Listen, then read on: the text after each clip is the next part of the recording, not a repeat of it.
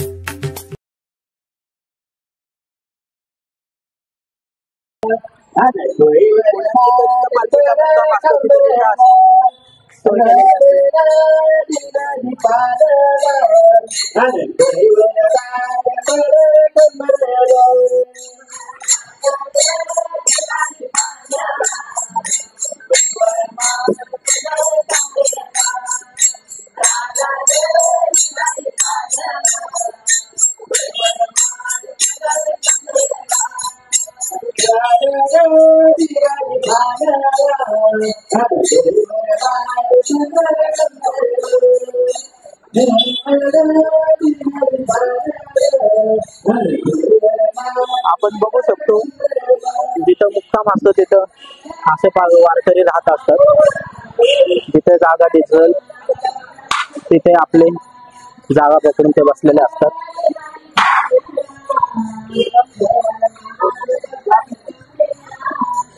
संपूर्ण हे tempo truck त्यामध्ये त्यांचं सगळं साहित्य असतं।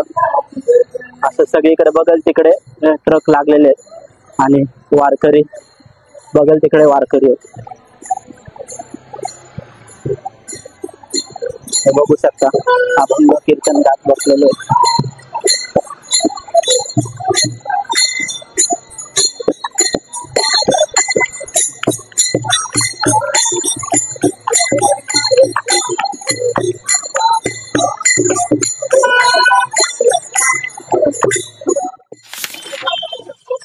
ही शाळा बघू शकता आपण पुणे महानगरपालिकेची।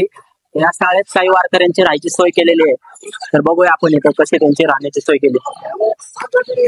नमस्कार मित्रा, हा बोला, कुठून आले तुम्ही? परभणी जिल्ह्यातून आलेले। तुमची राहण्याची सोय इथं केलेली कशी सोय? हा, चांगली नंबर 1 सोय केलेली। किती वर्ष झालं वारी करतो? यंदा चालू, या वर्षी चालू, पहिलंच वर्ष आहे तुमचं वारीचं। बाबा बघूया काय म्हणतात। सर बाबा किती वर्ष झालं वारी करताय? 25 वर्ष झालं। या वर्षी तुम्हाला पाऊस चांगला झालेला आहे, तर कसं वाटतंय? चांगलं वाटतंय पाऊस झाला।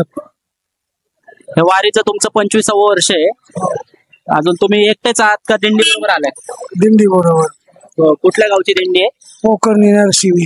कुठलं गाव? नरसिंह पोकर्णी। नरसिंह पोकर्णी, हा, जिल्हा परभणी। रथाच्या मागे का पुढे असतं? रथाच्या मागे 142 नंबर। हा। तुम्ही कुठून आलात? सोन्याहून। सोन्न। तुम्ही काका? बरोबर। वारीचं कितवं वर्ष आहे? आमचं तिसरं वर्ष। हे आपण बघू पुढं काही अजून वारकरी थांबलेले आहेत। नमस्कार माऊली। नमस्कार। कुठून आलात? जळगाव। तर हे वारकरी आपले जळगाव वरून आलेले आहेत। की यंदाचं कितवं वर्ष वारीचं? 12-14 वर्ष। सकाळी देहूवरून किती वाजता निघले होते? देवरून 5 वाजता। 5 वाजता निघले होते। तर आता मुक्कामाच्या ठिकाणी आलेले आहे। काही राहण्याची आणि खाण्याची सोय हो झालेली आहे। कशी सोय झाली आहे? व्यवस्थित आहे। तुमचं काय म्हणणं आहे बाबा? नाही, व्यवसाय एकदम आहे। व्यवसाय एकदम, खाण्या पिण्याची राहण्याची सोय एकदम आहे, चांगली झालेली आहे सोय असं सांगतात ते वारकरी आपल्याला। धन्यवाद।